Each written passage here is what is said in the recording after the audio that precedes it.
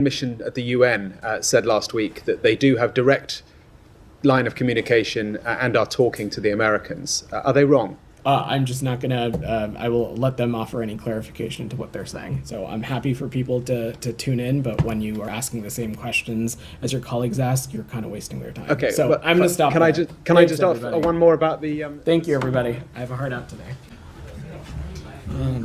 I don't have anything off the top today. So Sean, do you want to kick us off? Sure, nothing. Well, could we start maybe broadly about where things stand in the Middle East, particularly with the ceasefire talks? That the idea of having talks on the 15th. Where does that stand? Are you confident that talks can take place? What is the U.S. trying to do to get to that goal? So look, this is something that we are working around the clock every day.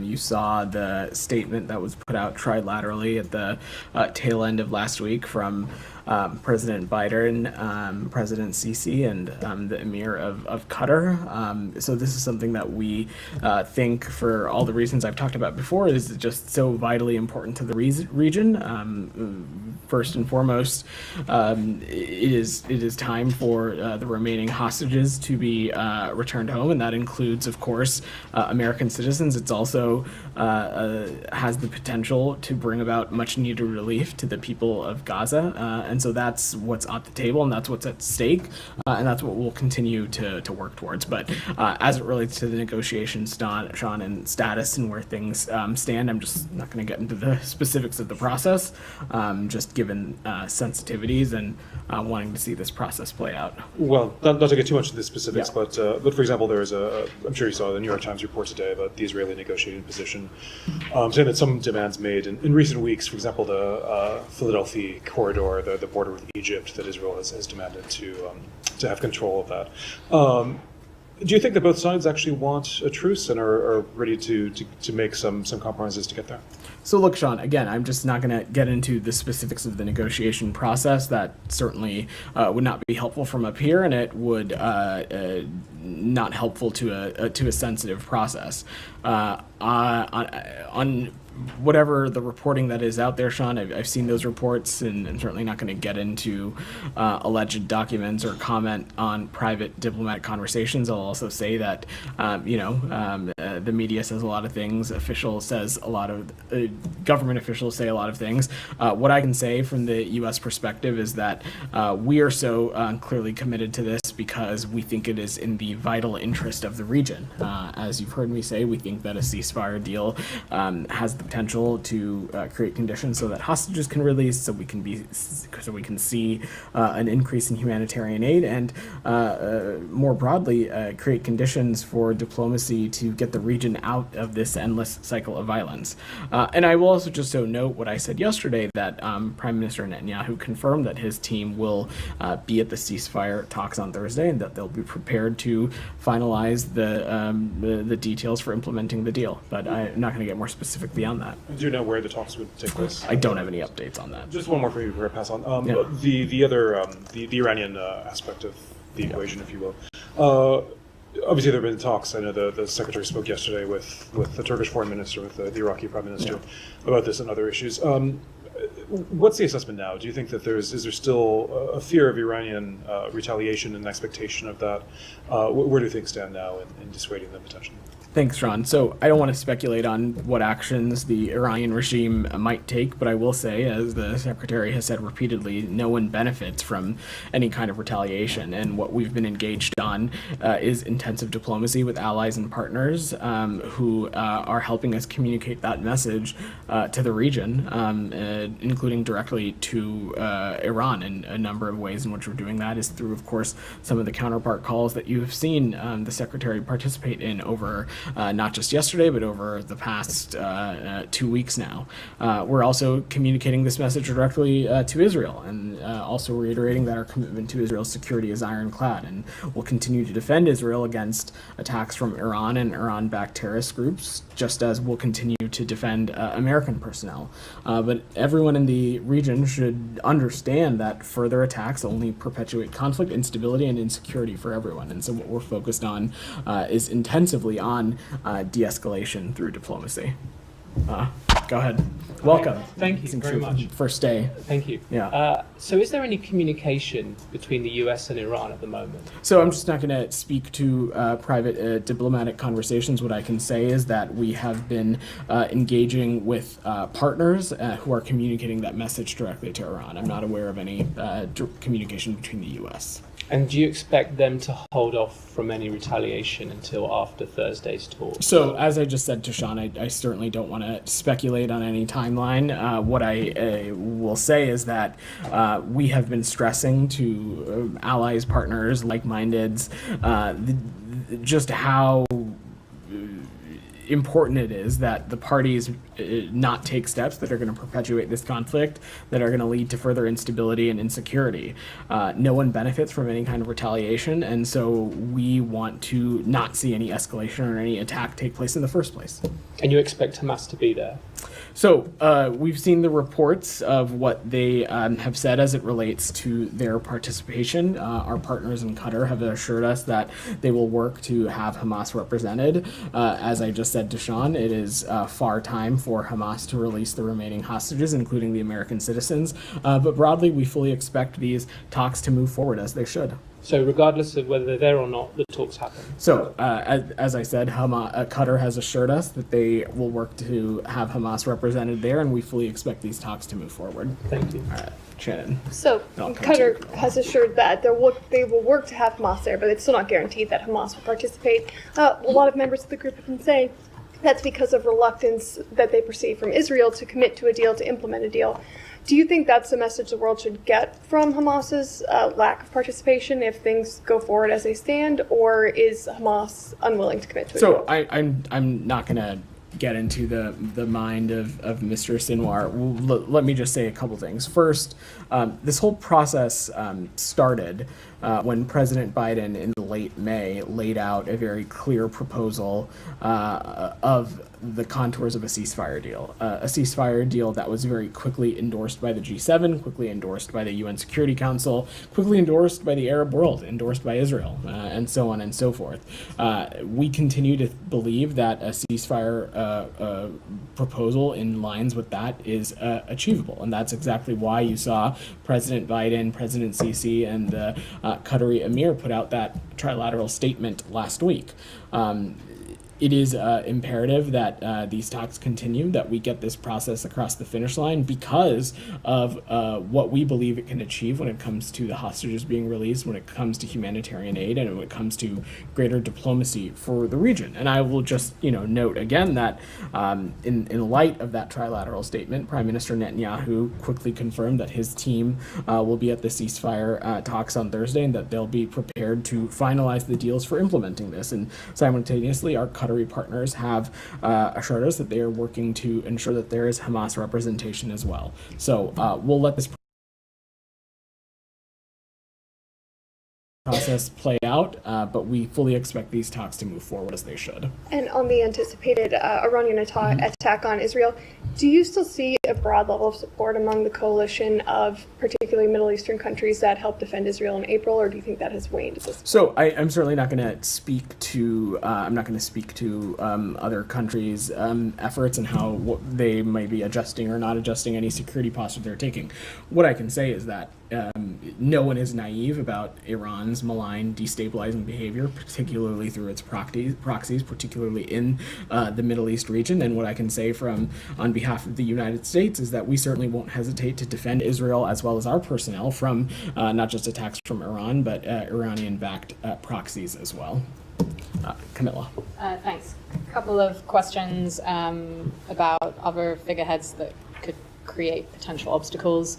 Wall Street Journal reported that Sinwar had said through Arab mediators that if Israel's serious about negotiations and wants Hamas to participate in this week's talks, then they need to stop all military operations in Gaza. As you know, Hamas have made Sinwar their head of their political bureau, whatever that means. Are you guys taking what he says seriously? Do you see what he says as just bluster, or is it potential to does he have any kind of potential to stop Hamas's participation? How should we read this? So you saw the secretary speak to this last week in Annapolis with the appointment of Mr. Sinwar as Hamas's political bureau chief. From our point of view, that designation didn't change anything. Over the course of this whole process, over the course of this whole conflict, it has been clear to everyone that Mr. Sinwar continues to be the decision maker. And when it comes to the future of the Palestinian people, when it comes to the ability to alleviate some of the suffering and to alleviate some of the dire situations that we're seeing in the Gaza Strip, ultimately that is also up to Mr. Sinwar. In response to the trilateral statement that was put out last week, the Israelis have confirmed that they will have a team present ready to continue and carry forward these talks.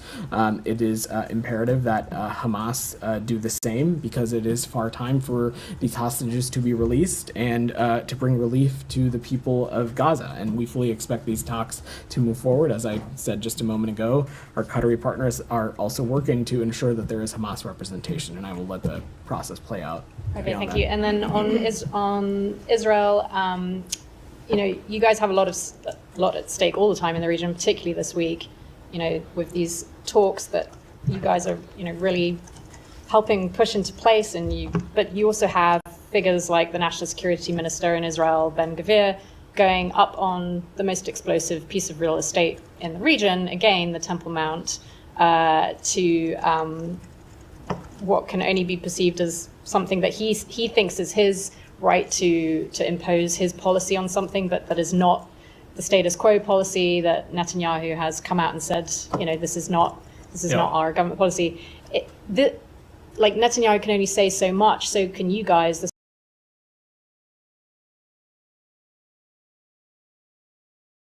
is all rhetoric when you condemn action. What is your response to what he's doing, that he's doing this again? And also, is there something the US can do? Can you sanction a figure like Ben-Gvir? You are able to sanction other figures in the region. It doesn't matter that he's an Israeli government official. Is there anything that you guys can do to stop this continuing to happen? So, on the second part of your question, Camilla, I'm just not going to preview or get into what's possible or not possible, but I would say that we certainly are paying close attention to actions and activities that we find to be a detraction from Israel's security, a contributor to greater insecurity and instability in the region, and that would certainly be the actions that we saw today that Mr.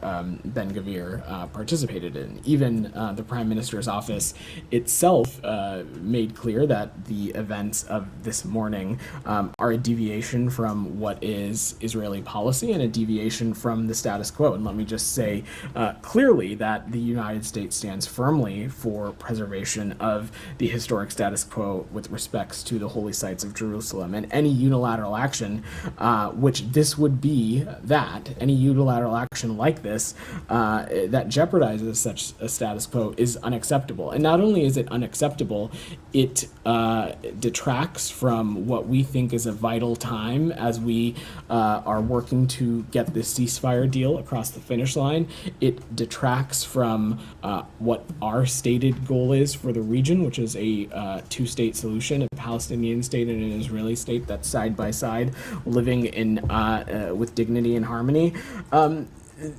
We recognize how important the holy site is, so we urge all sides to respect the status quo, but certainly actions like this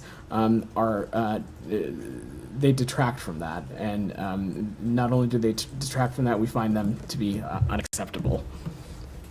Said, go ahead. Thank you, Vedant. First, on the Secretary's trip, what does he hope to achieve this time around that he was not able to achieve in the past 8 trips? Well, Said, I don't have any travel for Secretary Blinken to preview at the moment. What I can say is that as it relates to the Middle East region, the Secretary is laserly focused and engaged on the region through calls with his counterparts, through calls with other leaders. He has been working the phones for the past number of weeks, continuing to echo the same message, which is we are close to getting this ceasefire deal across the finish line. It is vital vital for the release of the remaining hostages, including American citizens. It is vital for a surge in humanitarian assistance, which we believe will help alleviate the suffering that we're seeing in Gaza. And it is vital to help get this region out of this endless cycle of violence. He made that clear to a number of counterparts that he's spoken to in the past few days, and I expect those kinds of conversations and diplomacy to continue, Saeed, but I don't want to preview or get ahead of any potential travel. I know you talked about the attack on the Tabain school yesterday, but the Secretary General of the United Nations, Mr. Guterres, condemned in no uncertain terms what happened, the attack, the massacre of Tabain school. Would the United States do the same thing? Do you agree that such an act is thoroughly condemnable? Saeed, we of course mourn the loss of any civilian life, and over the course of this conflict, too many civilians have been killed. But also, as I said yesterday, the reason that we are even having this conversation is because Hamas continues to have a track record of not just using civilians as human shields, but co-locating itself among civilian infrastructure, co-locating itself among what normally would be facilities that have protected status, but when they become fronts for potential militant operations, certainly they have the possibility to lose their status. That does not minimize or diminish the moral and strategic imperative that our partners in Israel have to take every possible step to ensure that civilian casualties are minimized. Both of those things can be true. So do you have any evidence that actually militants were there at the Tabain school? As we said yesterday, Saeed, we have been in close touch with the IDF on this and continue to discuss with them. But I will also let them speak to their own military I understand, operations. but you know what you're saying that they have a track record, but that is dependent on what the Israeli army says, correct? This is their operation. I will let them speak to it. Okay. Now, a couple more questions on the New York Times is reporting that Israel is less flexible now on the negotiations. Seems that, and in fact, by statements by the Prime Minister himself and statements by the Defense Minister, Yoav Gallant, saying that the Israeli Prime Minister has really backtracked from the position on the proposal that you mentioned on May 31 by the President. So, do you think that the Israelis have backed down, or at least the Prime Minister has backed down from what he's agreed to earlier? I'm just not going to categorize it, Saeed, and answering Sean's question or our new colleague's question. I said that I'm not going to get into the specifics of this ongoing negotiating process. I can tell you that the reason that the United States continues to lead on this and engage on this is because we believe it is vitally important to the region. And again, I will just note that when it comes to our partners in Israel, they've indicated that they will have a team present to continue to finalize on implementing this deal. But beyond that, I'm just not going to get into specifics. You are welcome to ask, because of course it's your time, but I'm not going to address them. Okay, that's fair. Now, the Hamas is saying that they have agreed to the proposal as it was proposed, and there is nothing else to negotiate. Is there anything else to negotiate? Are there details that still need to be negotiated? So me answering that question would be me speaking about the negotiating process from a podium like this, which I think is wholly unhelpful to the process. So I'm just not going to do that. Thank you. Yeah. Alex, go ahead. Thank you. But very quickly on the region, and then I'll move to Ukraine. Sure. Mahmoud Abbas popped up in the Kremlin today.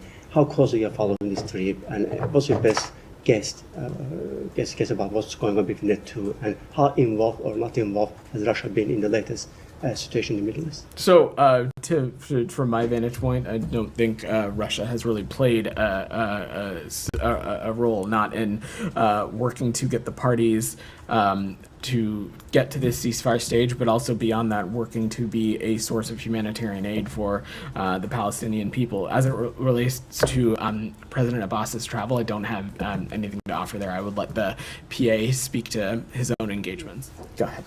Thank you, Vedant. Yeah. I know you've been asked about the Iranian aspect in the negotiations. Today, there were reports that the Iranian may send a delegation to the negotiations. They disputed that, but were they offered to be on the table of the negotiations? So I'm just not going to speak to the specifics of the negotiation process. It would, so I will just leave it at that. I don't want to get into the details. And on Hezbollah and Israel, should a retaliation happen now, if I know you are trying very hard to avoid an escalation, but if there's a response from Hezbollah, do you have a sense that Hezbollah or Israel understand the red lines, at least to not go on a wide-scale war?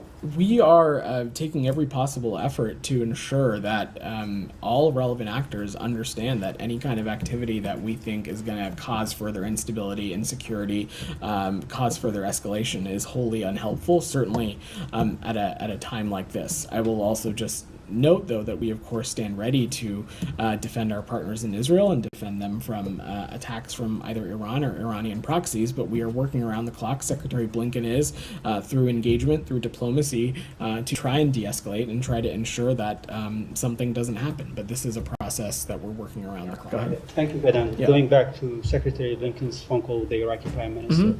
So was this call just to talk about concerns over the Iranian-backed groups in Iraq to attack the U.S. forces, or does the Secretary Blinken send any message to Iran through the Iraqi Prime Minister, as they are enjoying a very good relations with Tehran? So the message was pretty clear in the readout. I don't have to get more. I don't have more specifics to offer than that. They spoke about a number of issues, including issues affecting the region, and a commitment that they both shared to doing whatever possible to send clear messages about de-escalation and not wanting to see any kind of conflict or violence spread or grow out of hand. And then last time when Secretary Blinken spoke with the Iraqi Prime Minister, they were discussing the protection of the U.S. forces in Iraq. But in less than 24 hours, the Iraqi militia groups attacked the U.S. forces in Iraq and injured 7 U.S. personnel in Al-Assad base.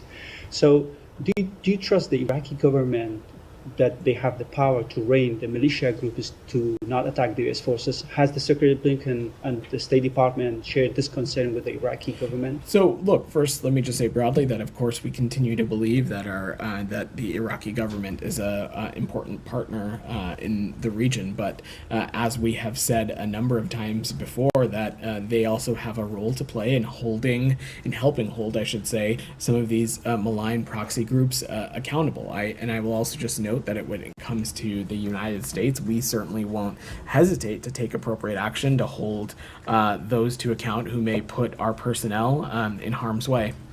Yeah.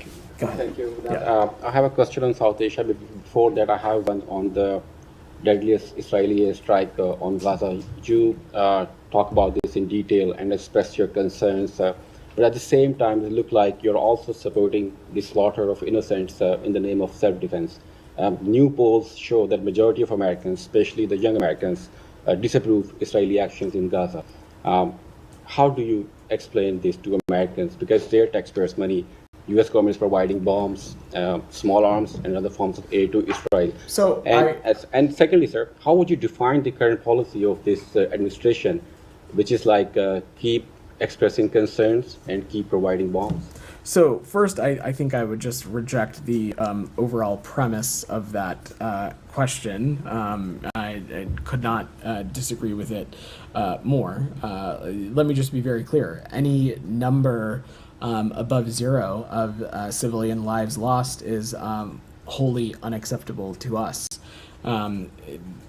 It is deeply, deeply troubling and unfortunate that we find ourselves in a scenario where we have a belligerent like Hamas that continues to use civilians as human shields, that continues to utilize civilian infrastructure and what should be protected facilities as safe haven.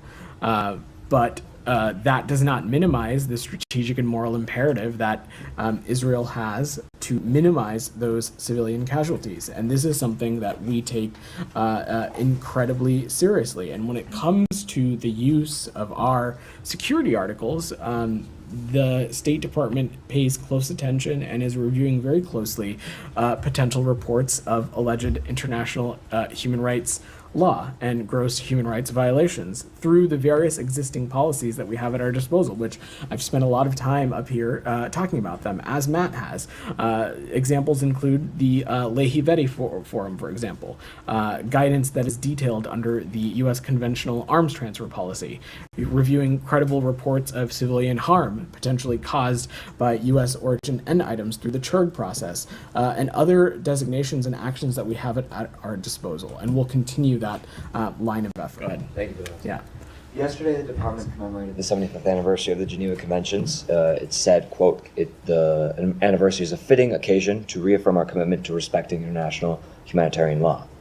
The prosecutor of the International Criminal Court, where violations of the Geneva Conventions are often addressed, seeks arrest warrants against Benjamin Netanyahu, as well as Hamas leadership. Netanyahu was just welcomed by Washington. Just in recent days, the department said it wouldn't sanction a unit accused of war crimes, including binding, gagging, and killing a 78-year-old Palestinian American. Israeli forces, as has been discussed, killed over 90 people as they prayed at a school and mosque. The Israeli forces shot an American citizen as he protested illegal settlements in the West Bank. Nevertheless, the U.S. released $3.5 billion to Israel to buy more U.S. weapons. So how does the Biden-Harris administration expect Americans and the rest of the world to take such commitments towards the Geneva Convention seriously, given just the past few days? So we have been consistently clear that Israel has every moral and strategic imperative to minimize the impacts of on civilians. And when we have seen actions or incidents that we deem to be inconsistent with that, not only do we raise our concerns with the partner country as appropriate, but we factor it into into the however which way we may implement certain policy responses to as a deterrence for these kinds of incidents to reoccur in the future. I talked about some of these tools at our disposal recently, the Lehi Vetting Forum, the guidance that's laid out in the conventional arms transfer policy, the CHURG process, as well as other things like visa restrictions and designations that we have. We urge Israel to thoroughly and transparently investigate reports of gross violations of human rights and take all appropriate action, and we'll continue to do that. So I know that the department and the U.S. issued certain statements mourning the loss of life from some of these killings, and you talk about deterrence. Just hours ago, 2 twins who were newborn were killed in Gaza with their mother and grandmother as their father went to collect their birth certificates. They're 4 days old, born into war, experienced only war, killed by war. How is the U.S. responding to this instance, given, again, this comes a day after the U.S. celebrated? So I'm not going to speak to specific instances and incidents that happen. I will let the IDF speak to any operations they can take. I will say, just hearing this from your reporting, this is obviously incredibly heartbreaking. Again, Israel has every moral and strategic imperative to minimize civilian loss, but I don't have any of the other contours surrounding this operation, and I will let the IDF speak to that. Finally, just one. On a case that you do have contours for, it's now 197 days since Hindu Job was killed, her family members were killed, the medics sent to say were killed. What's the update on that? I don't have any updates for you. I have to wrap soon, so I want to get to a couple more people. Go ahead. Thank you, Vedant. A few questions, if I can. First of all, the Iranian mission at the UN said last week that they do have direct line of communication and are talking to the Americans. Are they wrong? I'm just not going to, I will let them offer any clarification to what they're saying. So there is a they should offer a clarification. I just don't have any comment to offer. What I can say is that we don't have any direct communication with the Iranian regime. The messages that we are sending is through other countries and allies partners, and we are continuing to stress the importance of de-escalation and not partaking in any activity that would be construed as destabilizing or causing greater insecurity. Thank you. And following on from that, it appears that certainly the reporting is suggesting that the Iranians are now suggesting that any retaliation will be dependent on the success or otherwise of the talks this week, the ceasefire talks. How does that change the framing of Thursday from your perspective? It doesn't, and I think I've answered this question a couple of times already. So I'm happy for people to tune in, but when you are asking the same questions as your colleagues ask, you're kind of wasting their time. Okay, so I'm going to stop. Can I just offer one more about the? Thank you, everybody. I have a heart out today. Welcome in, everybody. I'm Reed Cowan. Okay, so 2 words on a Tuesday: primaries and the polls. Our teams are spread out in your communities. We're also watching the monitors for tensions out of the Middle East. Israel and its allies brace for what could be coming from Iran. You're watching CBS News 24/7. Let's go.